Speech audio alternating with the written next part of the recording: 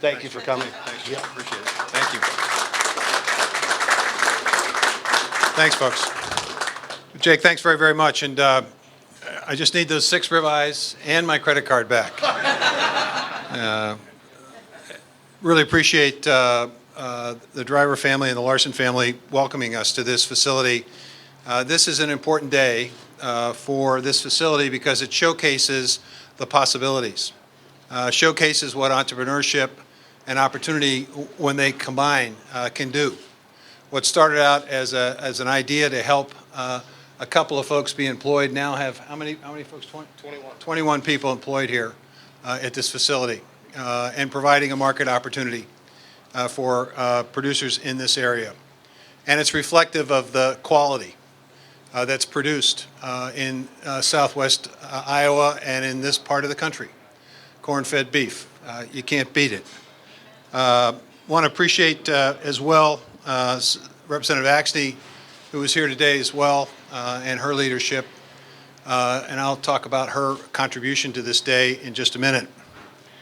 Today, the President of the United States is signing an executive order focused on competition. When he campaigned in Iowa and campaigned throughout the Midwest, he heard concerns about the lack of competition and the impact that that is having on producers all across this great land. I've been using this statistic, which is a troublesome one for a Secretary of Agriculture to repeat, but it's important for people to hear, which is that 89.6% of farms in this country today do not generate the majority of income for the farm families who own and operate those farms. Those family farmers want an opportunity to farm, but they find themselves having to have other additional income in order to be able to keep the farm. And nearly 50% of our farms literally did not make money in 2019 before the pandemic. In the pandemic, we found that our food system and our food supply system, while it was incredibly efficient, was not resilient. We saw disruptions. When a processing facility shut down here in Iowa, we saw disruptions in the marketplace. So the President today, signing this competition executive order, is directing the Department of Agriculture, among other departments, to really focus on this issue of creating a more competitive market. This combines with the effort that the President announced a couple of weeks ago on supply chain resiliency. He put together a task force. Agriculture was part of that task force, and encouraging us to look at ways in which we could create more resiliency in our food supply chain. 2 worthy goals, and we're here today to talk about those goals. You know, we focused a week or so ago on facilities like this and the facilities that provide the processing by announcing $55.2 million of assistance and help to processing facilities that are small and mid-size, to allow them to upgrade their facilities, maybe encourage them to become able to sell across state lines with federally inspected capacity. And that was certainly an important announcement. Today, for those small and very small facilities, we're announcing an additional $100 million that will be used by these facilities to reduce the cost of inspection fees that were incurred during the pandemic. Many of these facilities, many of the processing facilities, the very small facilities, had to incur additional expense when they worked overtime hours because of the disruption among the larger processing operations. That costs them money in terms of federal inspection fees. So today we're announcing this resource that will create the opportunity for very small processing facilities that employ less than 10 people with revenues of less than $2.5 million to be able to reduce the cost of that federal inspection by 75% starting in October of 2020. So they're able to apply for a refund, if you will. For small operations, those who employ less than 500, they'll be entitled to a 30% reduction or discount.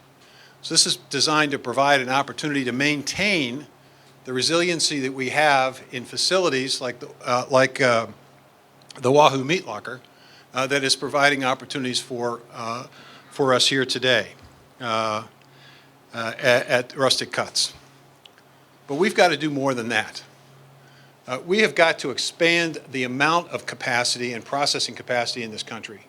We can no longer rely on a handful of processing companies to do the job to make the market competitive, to do right by farmers, to ensure as well that we have a resilient food supply system. So we're breaking new ground today, the Department of Agriculture. We're creating a minimum of $500 million that will be made available in grants, loans, guaranteed loans, and assistance for planning and the kind of organizing that goes into figuring out how to build processing facilities and capacities in the United States. Now, over the course of the next few months, we're going to be listening to the folks behind me and the folks in front of me who are in this business to find out information as to how we should absolutely structure this assistance.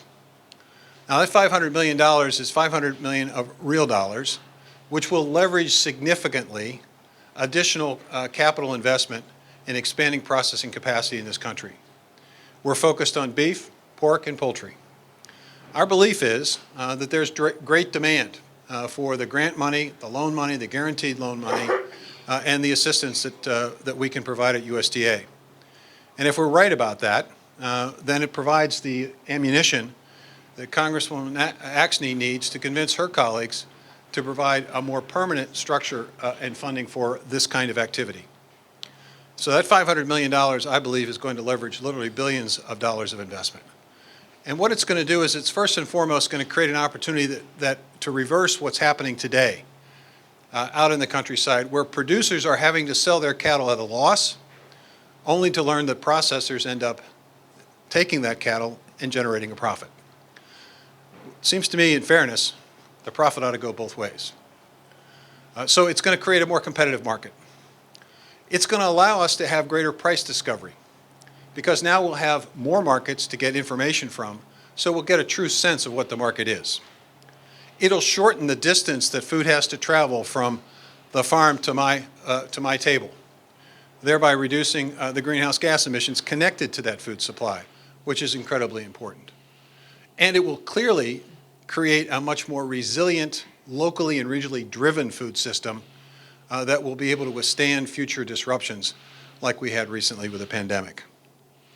This is an important day for USDA, and it's very consistent with the President's competitive executive order, his supply chain order.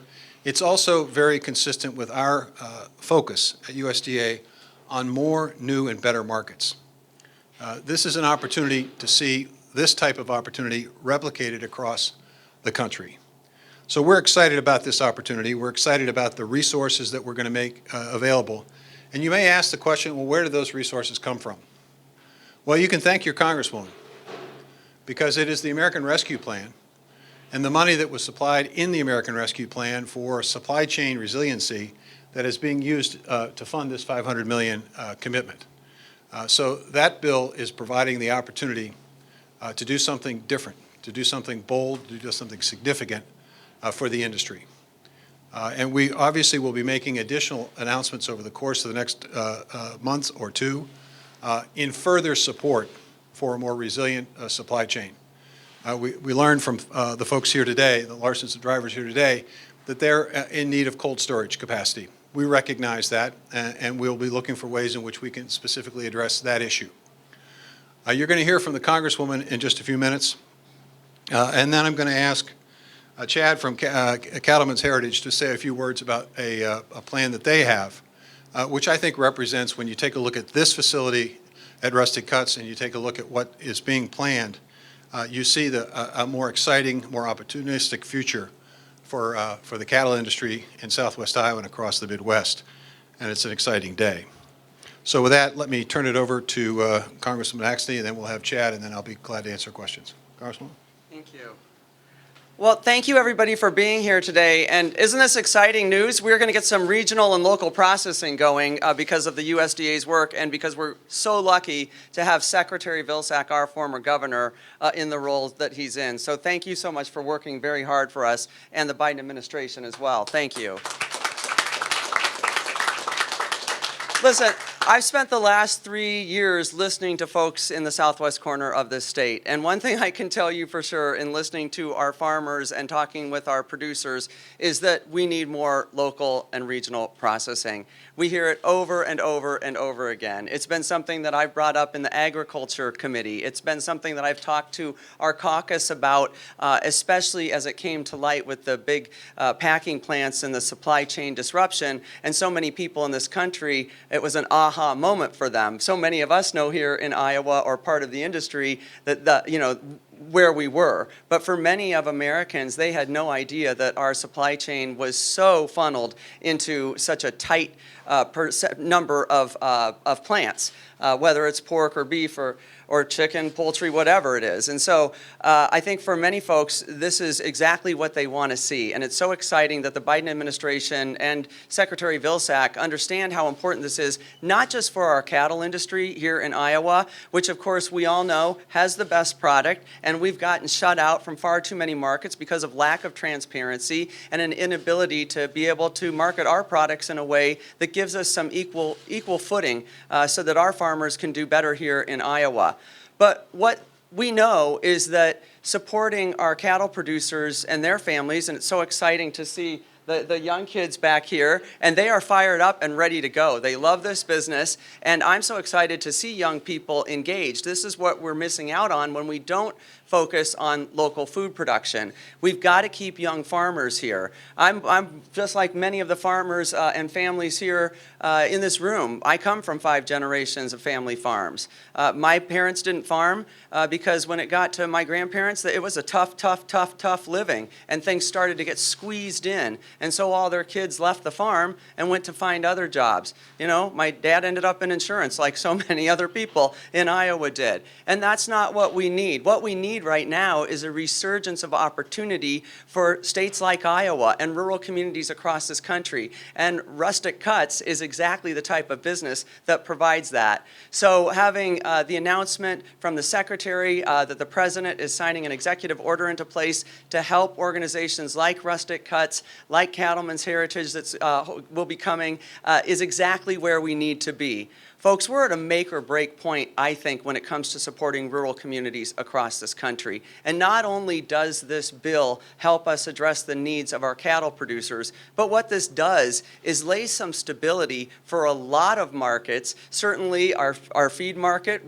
this gives us a little bit more stability and know what's happening right here in Iowa. It certainly helps our rural communities know that they're going to be bringing great jobs in with really good pay that can support these communities. So this is a great day, not just for Iowa and not just for our cattle producers, which this bill and this executive order is for, but honestly, folks, this is a great day for America because rural America is the backbone of urban America in this country, and supporting it the way the Biden administration is doing now and intends to do in the future is the exact thing that we need to be doing. So I'm so thrilled to be here. Can't wait. I think I'm going with 4 T-bones, right? That's what I'm doing is 4.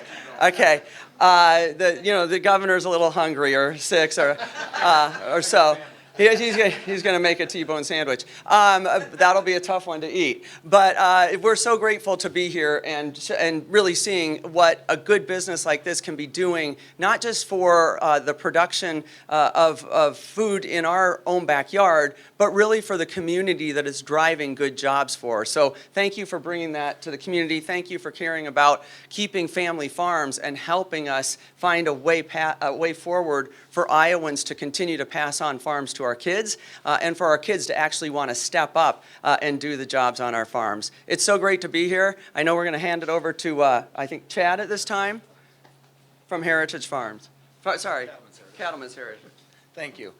I'd like to thank the Secretary for being here today and continuing his support for cattlemen.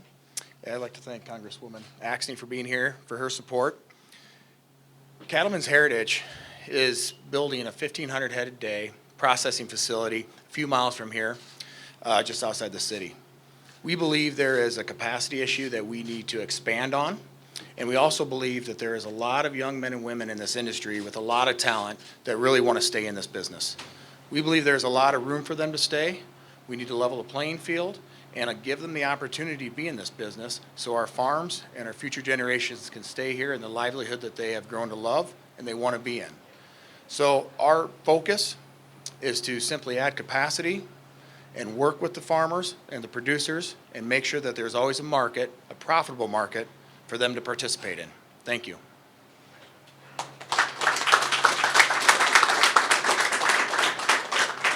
I'll take questions, but the first question is going to come from Chris Clayton, and the reason it is that 22 years ago, 23 years ago, I was in the Mills County parade.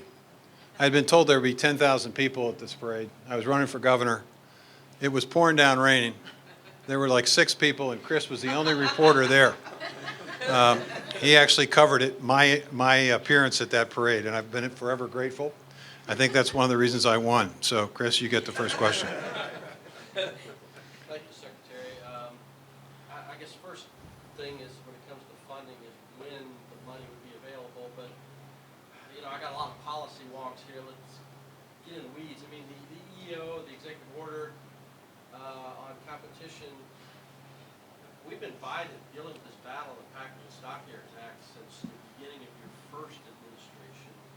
Every time we get the rules, the next guys come in, they throw them out. It took Trump's administration 4 years to rewrite the rules from your last time. How do you get the rules in place in some sort of accelerated fashion that make them meaningful? Okay, I gave you one question and you used it to ask 3, so you're a good reporter. First of all, the money is available. We have resources now. The question is how best to structure it. And we don't necessarily believe that we have all the answers. So we really need to listen to those on the ground. So we're going to put a request for information out in the next couple of weeks and request people to come in with ideas and thoughts. I've got some folks that I've asked to volunteer. They're going to help us structure this in a way that we can leverage these resources. We think that there is private investment interest. We think there's philanthropic interest in this. We think there are state economic development resources that can be leveraged. There's local government commitments that can be made. So we're not just talking about $500 million. We're talking about the power of $500 million to stimulate interest and then to leverage those, to act as a catalyst to draw those additional resources. And I think we can see the funding of a significant number of these facilities. I think it's fair to say that Cattlemen's Heritage would appreciate the opportunity to qualify for a grant that would reduce their capital input. It would make it a little bit easier for them to get to that day when they break ground. I think they would probably benefit from the possibility of going to their lender and saying, would the interest rate be a little bit lower if we could add a guarantee from the Department of Agriculture. So the capacity for us is really unlimited here, and there are component parts of these facilities that USDA can also be involved in that would be in addition to the $500 million that I've talked about.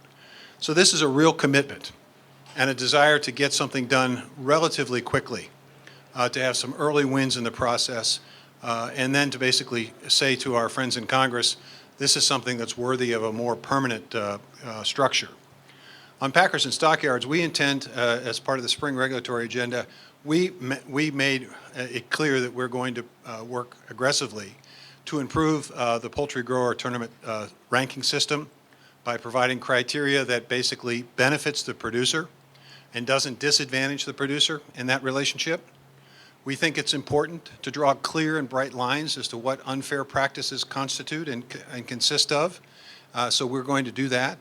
And we also think that it's not necessarily for a violation to be shown to impact the competitive nature of the entire industry when it has that impact and effect on individual producers. So those rules are going to be formulated, and we're going to get them through the process as quickly as possible and get them in place because we want to strengthen that enforcement mechanism. So you see strengthening enforcement mechanism, more price discovery, resources to help existing facilities improve with a $55 million, up to $200,000 worth of grant money available. The opportunity to reduce the cost of inspections, not just this year, but for the next couple of years. And the resources to help promote and build new processing facilities. That's what we can do at USDA. And I believe that that is probably more than has been done in quite some time in this space. So we're excited about this, and we are very focused on it. And with the President's executive order, we can move the bureaucracy more quickly because they understand that it's not just a secretarial a priority. It's not just a cattleman's priority. It's a presidential priority. And in Washington, that makes a difference. Other questions? Holy, yes. Follow up on that, could you comment just quickly while you're on that topic? One of the issues that continually surfaces when we get to that part of the discussion is retaliation against producers.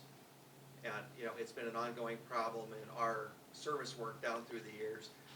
It's been a comment that's been made many times, which is we don't really have the kinds of tools that we need in our Packers and Stockyards toolbox to be able to help us go to bat on behalf of producers when retaliation has been clearly practiced. I think that's one of the reasons why we want to draw a bright line as to what constitutes discriminatory and unfair practices, and also making the burden of proving a violation a little bit more producer balanced than it is today. When you say to prove a violation, you have to prove that the entire industry has been impacted, well, that's virtually an impossible standard to meet, okay? So what we're going to do is say that's not the standard, should not be the standard, to give producers a fair shake. So we're going to make it, from that perspective, we're going to tighten up what's required. We're also going to draw a very bright line so it's very clear what's right and what's wrong. And when it's wrong, we're going to basically enforce the rules.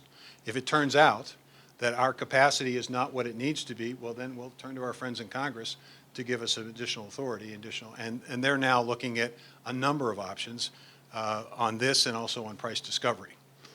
So this is across the board. I hope that that message is getting across here.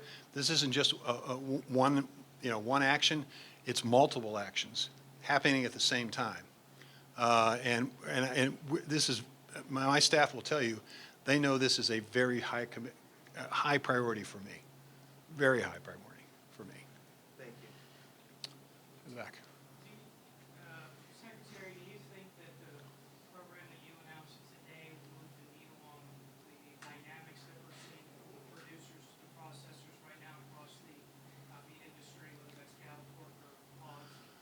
I think it sends a strong message to those who are currently in the business that they're not necessarily going to have the kind of monopoly that they've had in the past, and that they need to be sensitive to the needs of producers. It's not in their best interest, it's not in our best interest as a nation to see further consolidation, to drive people off the land. What we want is more people on the land. We want to maintain and expand family farming operations. But when 90% of farming operations don't make the majority of their income from the farming operation, something's got to change. And I think part of what we can do is by creating more new and better markets. And we'll have a lot more to say in a variety of other areas to try to increase and enhance farm income. But this is one way. If you create more processing capacity, you create more competition. And the reality is that competition is going to benefit producers. Now, these facilities aren't, as folks will tell you, these facilities can't be built in a day, but we can expand existing facilities, and we can start the process of building new facilities. And there's no question the demand is there. And I will tell you, these folks from Rustic Cuts, they understand what's coming. They're helping to define what's coming, and what's coming is a consumer that wants to know precisely where their food comes from. They want to know precisely how that food was produced, what that animal was fed. And to the extent that you have these local and regional systems where you have traceability and you have sustainable practices on the ground, that's what consumers want, and they're willing to pay for it. It's an exciting opportunity, I think, to change the dynamic. Let me just say one other thing. Our focus has been, in agriculture, probably for the last 40 or 50 years, production, production, production. You got to produce more, you got to be more efficient. We forgot about the other P, profit. And I think we have to figure out strategies and mechanisms and assistance programs that focus on that other P, that profit P. And by having more processing capacity, I think we create more opportunities for profit. Sir.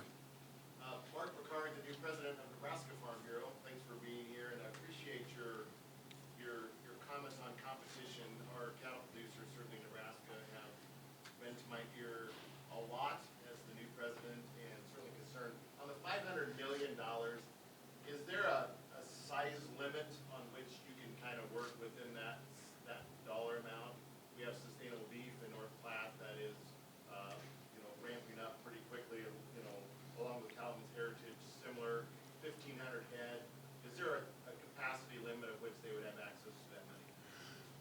that's one of the reasons why we're asking for input. I don't want to tell you today that I have the answer to that question because I don't know what kind of input we're going to get. What I do know is that for this program to work, it has to be flexible, which means that you have to have a grant component, you have to have a loan component, which would be a direct loan, and then you have to have the loan guarantee component. That loan guarantee component can really leverage quite a few resources.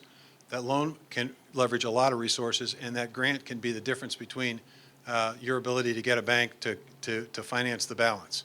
So our challenge here is to see how we can most efficiently use those resources to set the table either for additional investment by USDA if the resources are there, or for Congress to essentially create a more permanent program that provides these kind of resources. I may be wrong about this, but I think there's a lot of demand out there for this, and I think we're just, remember, this is just the beginning. I said a minimum because I'm convinced we will need more, but you got to learn to walk before you run, and that's why we're going to ask for your input. Once we've got your input, probably sometime in the fall, early fall, we'll sort of lay out the parameters of how this will work.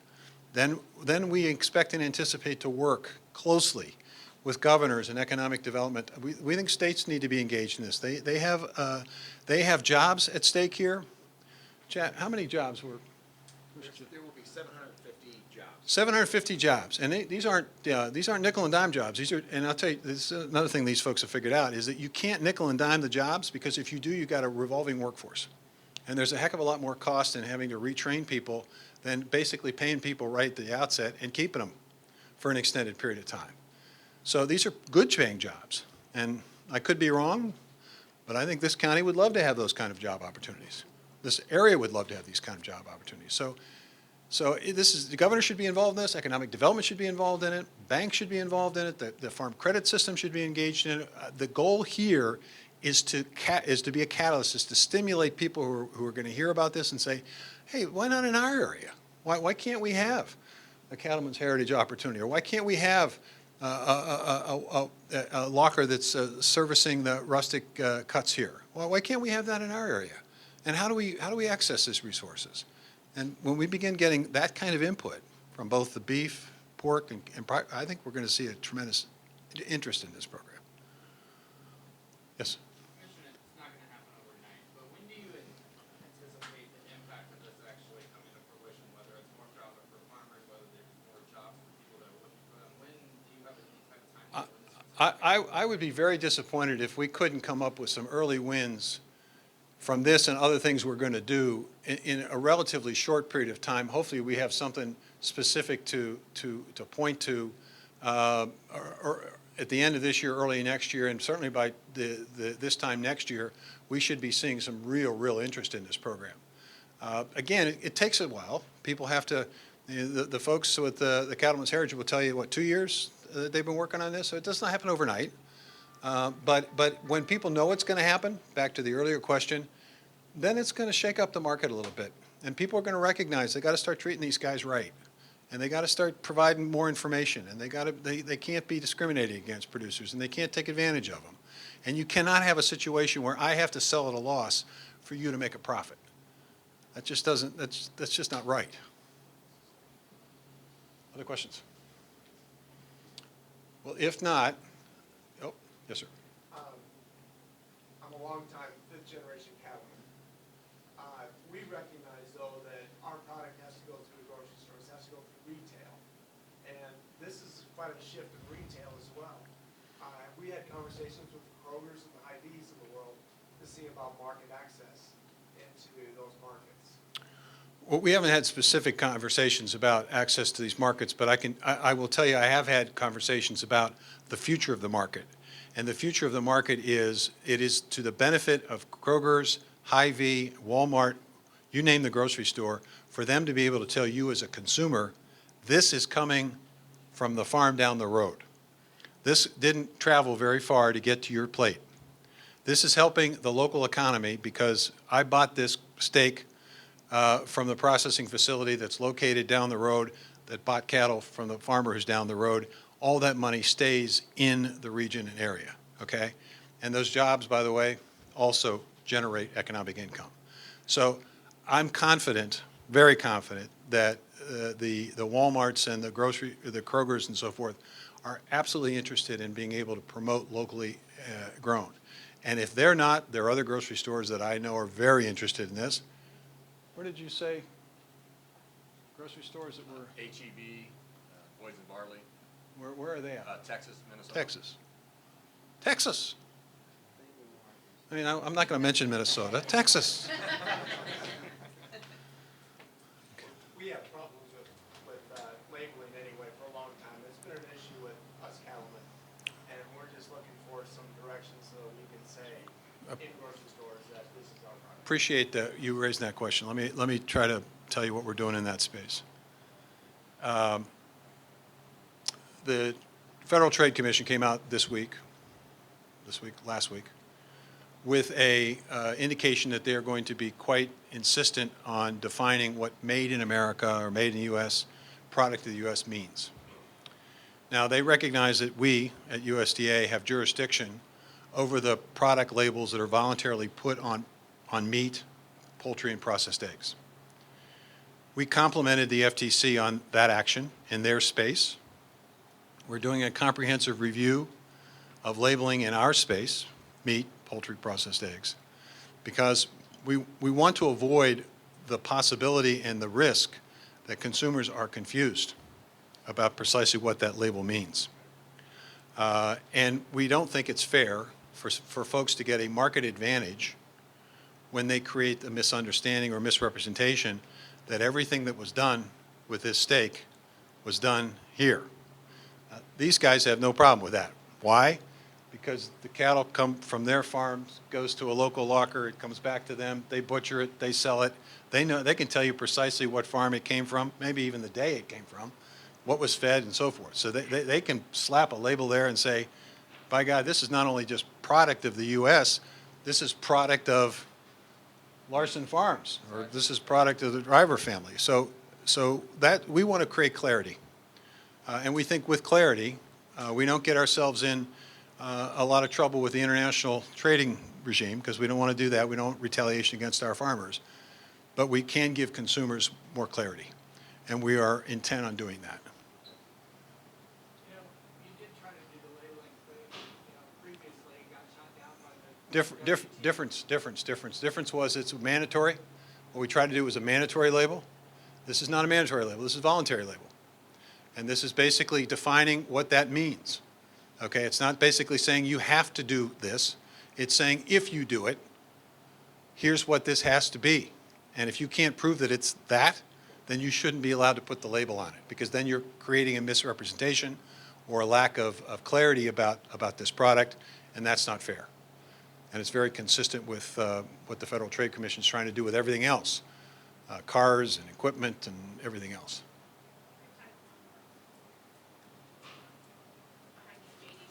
Yeah, hey, JD, how are you? Thank you, Secretary. This kind of follows up on this with the FTC ruling last week with the executive order now. Is the executive order in any chance like a spotlight for Congress to push for some of these issues as well to make it more sustainable long-term? It's so good to see you. Yes, JD, it is. Obviously, we're very excited to have this jump start from the administration and have the president understand really what a game changer this is. But it really is incumbent upon Congress to make sure that we're listening, as the Secretary said, as we see this, which I completely agree with him, this is going to grow. And I think the third P is people. I know we've got some folks here who are concerned about the people in our plants, who work in our plants, and the people who work on our farms, and the people who are standing behind us. You know, if these families weren't willing to do this for their kids wouldn't have a shot at doing this. We'd be too far gone. If we continue down this route, this is what we're going to see. So yes, because it's absolutely imperative that we fix this situation. You know as well as anybody else what this has done to family farms in Iowa. I've been talking about this for a long time. The Secretary and I talked about this before he took his role. We've all been on board with this. We are on board with this in the Agriculture Committee to expand processing on a local level. And I just want to touch on the people part just one more time. We've got folks who work in our plants who were pushed up against really difficult odds during COVID, line speeds that are sometimes quite dangerous. We've got people on our farms who as the Secretary said, have to take out a second job just to hold the farm. And then we've got people across this country who absolutely do want to know where their food is coming from. Not only for the right reasons for how the product is grown, they also want to know how it's produced by the people in those factories. And they're moving away from products that they don't believe in. And this is where these families step right up, fill a gap that's really, really needed. And I know that bringing the production closer to our communities where those people live, there's going to be a much greater sense of community to support a good work environment. So this is a big win across the board, and we will be taking it further. JD, I think there's one difference between now and in the past. And I think the difference is that there is now a bipartisan appreciation for the significance of this issue. I think you see folks like Senator Tester on one side and Senator Grassley on the other side basically joining forces to look at price discovery, for example. And I would be surprised if there is not bipartisan support for what's being announced here today, that this is an appropriate use of the rescue resources. So I think the bipartisanship of this is better than it has been. Certainly better than it was 8 years ago or so when I was governor or the secretary before. So I think that makes a difference as well. Folks, we really appreciate you all being here today. I think these folks would appreciate it if you take a pound of hamburger with you, or of course you're going to have to pay for it. But seriously, this is a great day. It's an opportunity for more stable farm income. It's an opportunity for fair markets. It's an opportunity for a more resilient food system, a more sustainable food system, and one that supports family farmers. And I think I hope that's what folks are excited about, because that's what we're excited about at USDA. So thank you all very much.